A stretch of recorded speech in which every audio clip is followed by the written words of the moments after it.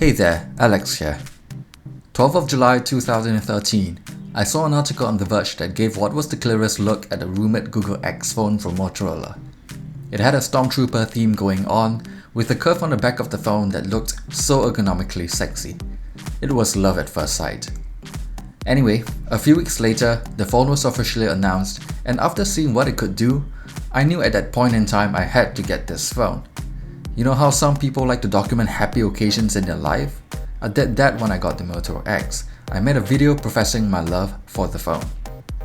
Sadly, like all puppy love, it eventually came to an end when I felt my needs were no longer being satisfied. It was a painful breakup, but it had to be done. But you never forget something you love that much. So let's take a walk down memory lane and take another look at what made the first generation Moto X so special. Have you ever felt like the designer phones these days are getting a little bit boring? You can only choose from a small set of predetermined colors, and most manufacturers tend to stick to a pretty similar color palette. With the Moto X though, you can truly make the phone your own with your favorite colors, no matter how bad your taste may be. I went with a more conservative look myself, with an all-black design with blue accents, which isn't the most creative or exciting option, but it's understated and I like my phones that way. If you've customized one yourself, you'll know how special it feels to know the phone was made just for you, no matter how small the customizations were. The phone is unapologetically plastic, but it still has a nice and solid feel to it. That curve on the back, that little dimple in the middle, and the grippy body all translate into a phone that begs to be used naked. Best of all, this is a phone that I can use one-handed with ease.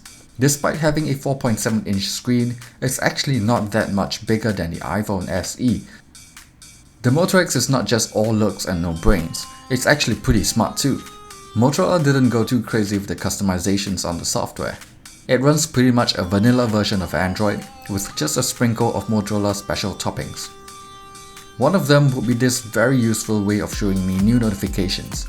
If it's on the desk, or when it detects that I just pulled the phone out of my pocket, the screen comes to life to tell me what's new. From there, I can preview the messages, jump into it, or just swipe it away. Because it's using an AMOLED screen, so only the areas that lights up uses power, so it's pretty power efficient. But if I don't even want to get my lazy ass out of bed, I can even ask the Moto X to read out my notifications to me. Wake up, Moto X. What's new? Hello Alex, the time is 12:10. Alex Hom sent you a Google Hangout message at 11:55 saying let's meet for lunch. You know how you can talk to your phones these days and get it to do stuff without ever touching it? Well, Motorola was one of the first companies that got it working, and you can even set a custom launch phrase for it, something you still can't do on other phones. There is this other feature which I think is worth mentioning too, and that's the quick launch camera.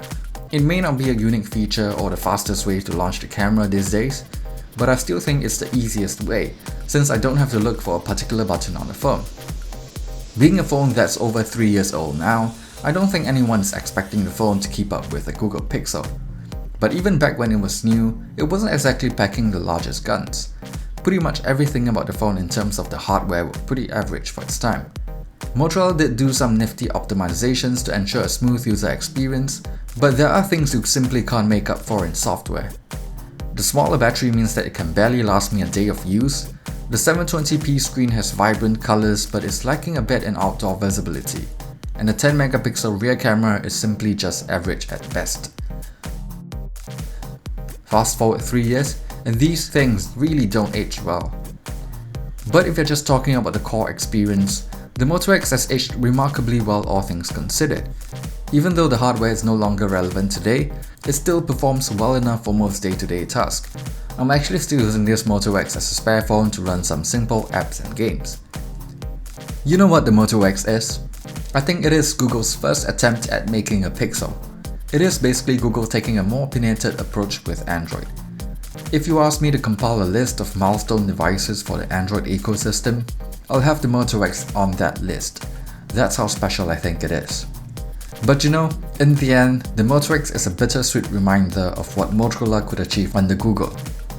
Since Lenovo has taken over Motorola, it seems like the magic that I once felt with the Moto X is no longer there. I can only hope Lenovo will do right by the Moto brand in time to come.